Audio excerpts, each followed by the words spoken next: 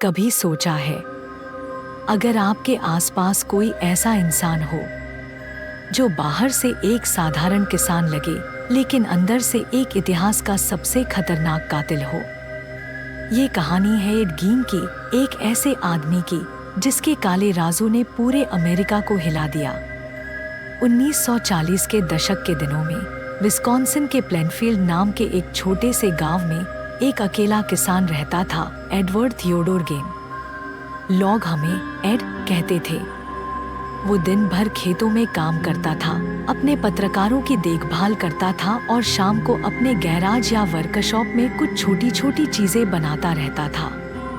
उसकी बातें कम होती थी, लेकिन लोग उसे एक शांत और सामान्य आदमी मानते थे।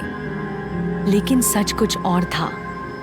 एड की जिंदगी में एक अंधेरा था, एक इतना गहरा राज जो सिर्फ उसके फार्म हाउस के अंदर दबा हुआ था। एड का बचपन आसान नहीं था।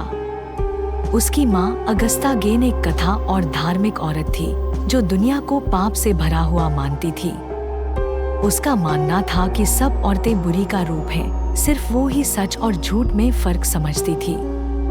ऑगस्टा ने एड को दुनिया से काट दिया, हमें सिखाया कि दुनिया से अलग रहना ही बेहतर है। प्यार और ममता के बजाय उसने एड के दिमाग में सिर्फ नफरत, डर और मौत का डर भरा। एड का पिता जल्दी गुजर गया। उसका भाई हेनरी भी एक एक्सीडेंट में मर गया। कुछ लोग मानते हैं कि एड ने ही उसे मार दिया था। अब सिर्फ एड और उसकी माँ ही बच गए थे। उसने पूरी तरह माँ की सेवा में अपना अस्तित्व खो दिया। 1945 में क्रिसमस के दिन अगस्ता की हार्ट अटैक से मौत हो गई। एड टूट गया, लेकिन उसका दर्द सिर्फ शोक तक सीमित नहीं रहा। माँ के जाने के बाद उसका दिमाग टूट गया।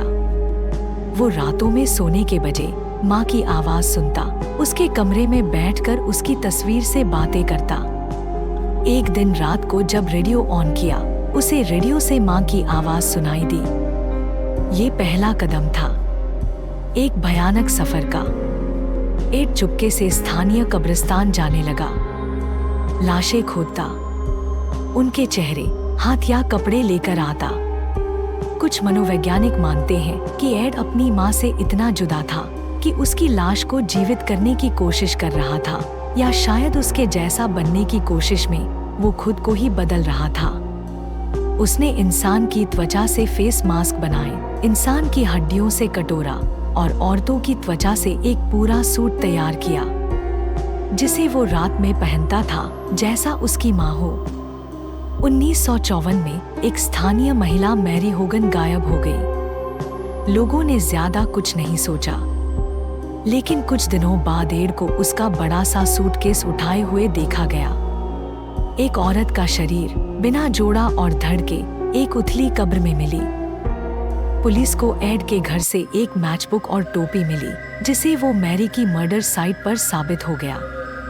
जब पुलिस ने एड का फार्म हाउस खोजा, उन्हें मिले 2 मानव धड़ के टुकड़े ड्रम बैरल में, निपल बेल्ट, मानव त्वचा का लैंपशेड, खोपड़ी के कटोरे, महिला शरीर के अंगों से बना कोट। सब कुछ रियल था, जिंदा लोग नहीं, लाशों से बन गई चीजें। एड ने कबूल किया, उसने 9 औरतों को मारा, लेकिन कहने लगा कि उसने मैरी होगन को नहीं मारा। उसके वकील ने उसे पागल दिखाने की कोशिश की, लेकिन विशेषज्ञों ने मुकदमा चलाने के लिए फिट का उपयोग किया। वो जेल गया, लेकिन जल्दी ही एक मानसिक शरण में शिफ्ट हो गया, जहां उसने अपनी जिंदगी के बाकी दिन गुजारे। जहां वो रहता था, उस घर को लोगों ने जलाकर खत्म कर दिया। उसके नीचे अब भी कुछ हड्डियों के होने का आशंका है। लोग मानते हैं कि उसने अपनी ट्रॉफीज जमीन के नीचे छुपा दी थी, जो शायद अब भी वही है। एड गीन के अपराध इतने ज्यादा खौफनाक और परेशान करने वाले हैं कि अनपे कई फिल्में बानी, जैसे साइको 1960, टेक्सास चेनसॉ नरसंहार, आंखों की चुप्पी। कुछ सिद्धांत ये भी कहते हैं कि एड ने ये सब अपनी माँ के कहने पर किया, लेकिन सच ये है वो एक ऐसे मानसिक रोग से जूझ रहा था जिसका इलाज नहीं था। कभी कभी सबसे खतरनाक कातिल वो होता है जो सबसे शांत दिखता है। और जब घर के अंदर आवाज आए मैं नीचे हूं, तो याद रखना, दरवाजा बंद कर लेना। हॉन्टेड कभी डर नहीं होता,